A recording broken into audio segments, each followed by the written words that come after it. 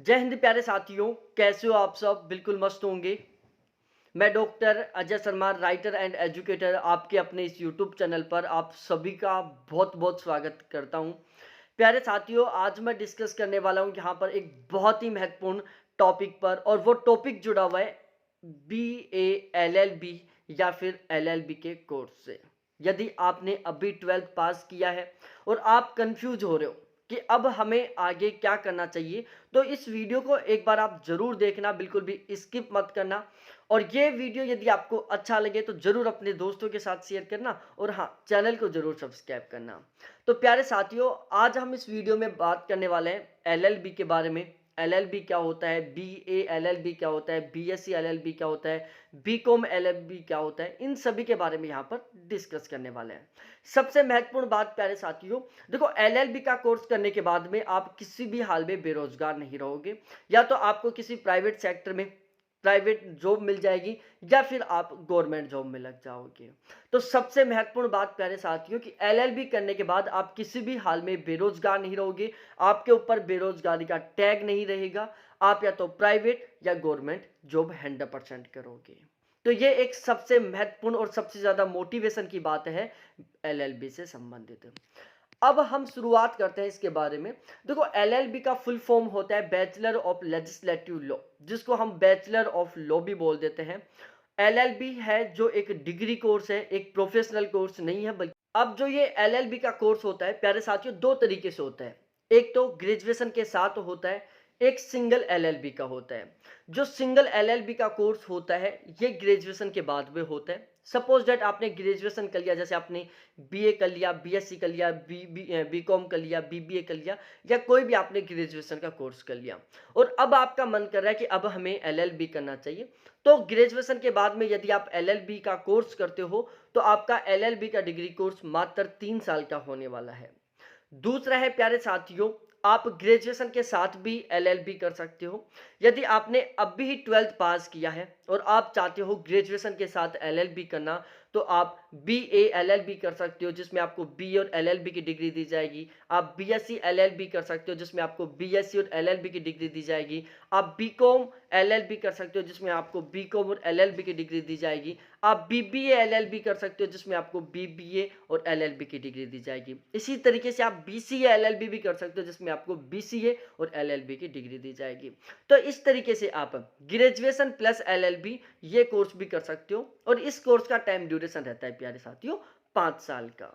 अब हम दोनों के बारे में आपको अच्छे से बता देता हूं, दोनों के बीच में जो अंतर है वो बता देता हूं। यदि आप सिंगल LLB करते हो, ठीक है, सिंगल LLB आपकी तभी ही हो पाएगी जब आपने पहले ग्रेजुएशन कर लिया हो। जैसे आपने BA BCom BSc ये कर लिया है, या फिर कोई भी आपने ग्रेजुएशन का कोर्स UG कोर्स कर लिया है, उसके बाद में आप सिंगल LLB कर सकते हो, जो आपका 3 साल का होने वाला है, जिसमें टोटल 6 सेमेस्टर रहेंगे। इसके अलावा यदि आप ग्रेजुएशन के साथ LLB करना चाहते हो, तो ये कोर्स होता है प्यारे साथियों 12वीं के बाद। आपने 12वीं पास किया है, उसके तुरंत आप ग्रेजुएशन LLB का कोर्स कर सकते हो। जैसे BSc LLB कर सकते हो, BA LLB कर सकते हो, BCom LLB कर सकते हो।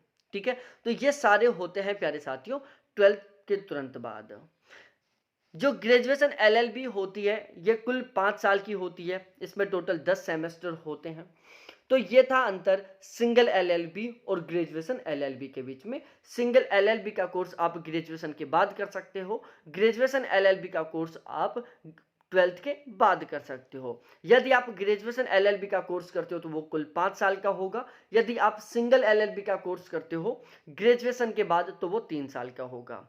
ठीक है, यदि आज आप फिलहाल में सोच रहे हो, आपने अभी 12th पास किया है और आपका सपना है LLB करना, और आपके दिमाग में यदि विचार आ रहा हो कि पहले मैं ग्रेजुएशन कर लूं उसके बाद में LLB कर लूं, तो ये बिल्कुल गलत है। आप ग्रेजुएशन LLB करो, जिसमें आपका पूरा पूरा 1 साल बचेगा, क्योंकि 3 साल की आपकी ग्रेजुएशन होगी, फिर 3 साल की LLB होगी, टोटल 6 साल का हो जाएगा। और यदि आप ग्रेजुएशन LLB करते हो तो वो कुल 5 साल का होने वाला है। अब उसके बाद में हम फीस के बारे में बात करें, तो प्यारे साथियों, यदि आप गवर्नमेंट कॉलेज से LLB करते हो तो आपकी फीस 30,000 से 50,000 के बीच में वार्षिक रहने वाली है। यदि आप प्राइवेट कॉलेज से LLB करते हो तो आपकी जो फीस है वो 60,000 से लेकर 1.5 लाख के बीच में रहने वाली है, जो डिपेंड करता है कि आप किस यूनिवर्सिटी से कर रहे हैं। ध्यान रखना प्यारे साथियों, ये फीस है जो एनुअल है। उसके बाद हम बात करें, आप एलएलबी के बाद एलएलएम कर सकते हो, एलएलएम के बाद आप पीएचडी कर सकते हो। तो एलएलबी के बाद आप प्यारे साथियों एलएलएम कर सकते हो, एलएलएम के बाद आप पीएचडी कर सकते हो। अब हम बात करते हैं job position after LLB. LLB करने के बाद में आप कौन कौन से कोर्स कर सकते हैं, कौन कौन सी जॉब कर सकते हैं, ठीक है। एलएलबी करने के बाद में आप कौन कौन सी जॉब कर सकते हैं, ग्रेजुएशन एलएलबी करने के बाद आप कौन कौन सी जॉब कर सकते हैं। जैसे आप एडवोकेट के रूप में काम कर सकते हो, गवर्नमेंट भी बन सकते हो, प्राइवेट भी बन सकते हो, आप लीगल एडवाइजर बन सकते हो, आप सोलिसिटर बन सकते हो, आप लीगल मैनेजर बन सकते हो, लॉ ऑफिसर बन सकते हो, या जज बन सकते हो। तो एलएलबी करने के बाद प्यारे साथियों महत्वपूर्ण महत्वपूर्ण 6 पोस्ट हैं जिनमें आप काम कर सकते हो। उसके बाद में हम बात करें एलएलबी में कॉलेजों के बारे में, कि एलएलबी में हम जो एडमिशन लेंगे प्राइवेट कॉलेज या गवर्नमेंट कॉलेज, इन दोनों के बारे में बताने वाला हूँ। यदि आप एलएलबी के लिए गवर्नमेंट कॉलेजों में एडमिशन लेते हो तो उसके लिए आपको एंट्रेंस एग्जाम देना होगा। इसके अलावा यदि आप एलएलबी के लिए प्राइवेट कॉलेजों में एडमिशन लेना है तो आप डायरेक्टली एडमिशन ले सकते हो, आपको किसी तरीके का कोई एंट्रेंस एग्जाम नहीं देना होगा।